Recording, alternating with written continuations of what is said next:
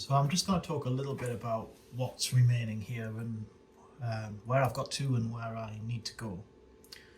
I tried a QSO last week with a friend of mine. We arranged a schedule where I knew what frequency he was going to be on, and I tried listening for him and I couldn't hear him very well, and I tried sending to him and he couldn't hear me at all. And so that there are things to work out there. I suspect the receiving is just the problem of my aerial not being good enough. But apart from that, the sending was concerned because I thought my 5 watts would easily be readable by him, and it wasn't. And what that turned out to be afterwards was that it was all a bit of a rush when I got the QSO ready, but I diagnosed the radio and realised that I was not putting any RF out. And what had happened is, during one of my wiring phases, I had accidentally clipped the key signal to the transmitter. So I wasn't turning on the PA and there was no signal going out. So that solved that particular problem. But more concerning, and the focus of my efforts is on the frequency stability. I think I've cracked all the other problems. One of the remaining issues I had was I hadn't wired up the side tone correctly, but you can hear that now.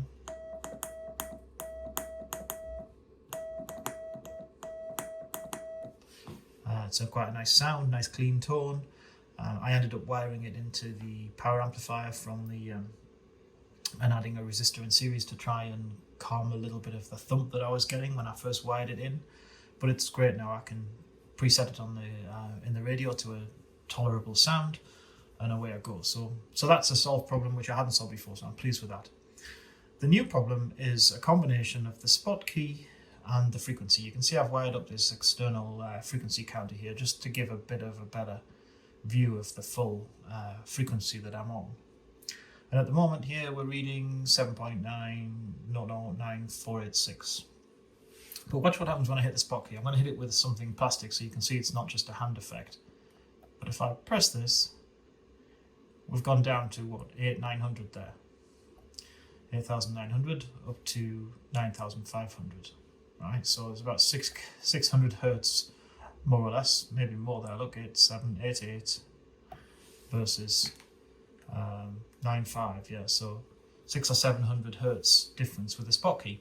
Now the spot key is just wired across the RIT potentiometer. I should say as well that I've set the RIT right at the top here, so in theory there should be no difference between the spot key and the current frequency. It shouldn't move at all.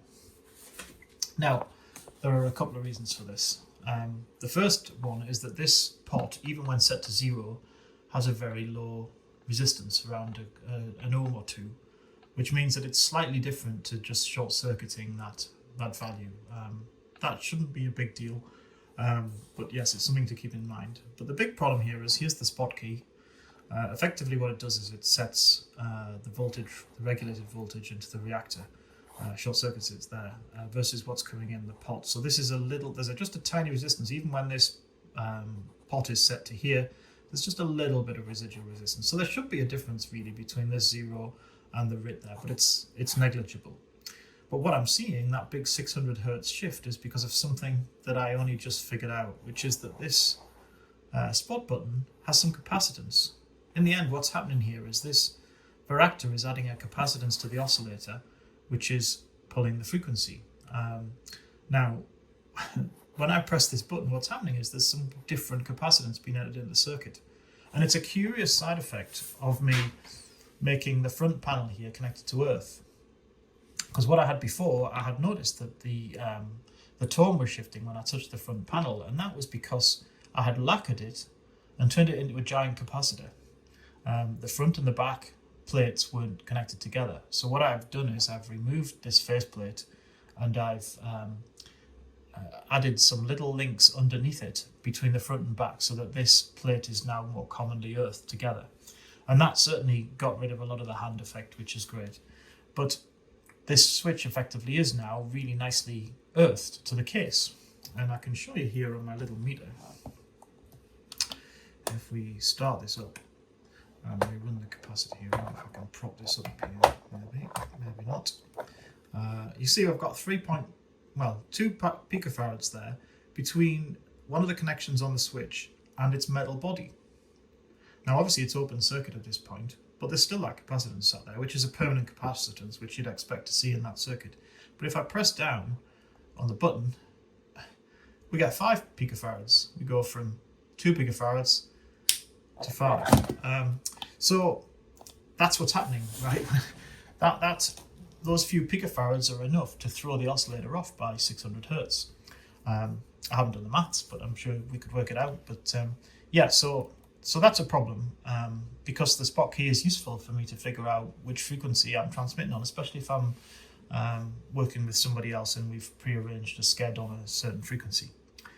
So yes, my first approach to this is I've ordered a plastic different type of switch. I'm going to try that first. If that works, great.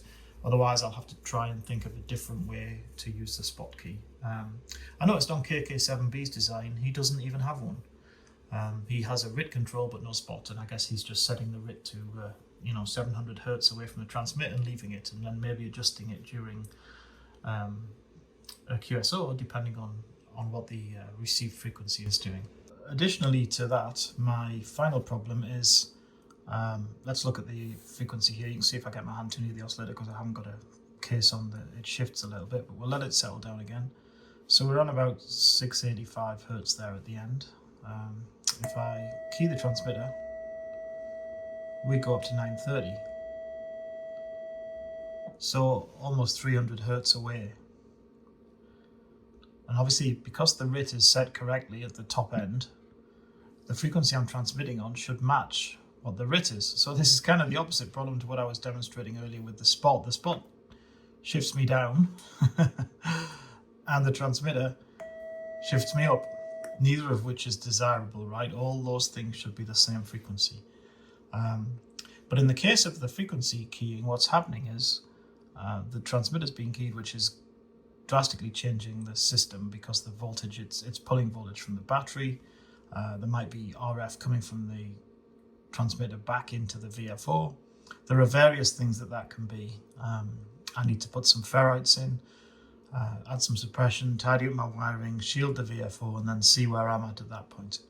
So hopefully the spot button will cure the first problem, and then getting all the wiring right and everything else will sort the second problem out. I'm just going to wire up the aerial. I've been using the dummy load obviously because I'm transmitting. But let me put the aerial in and we'll see how it sounds this evening.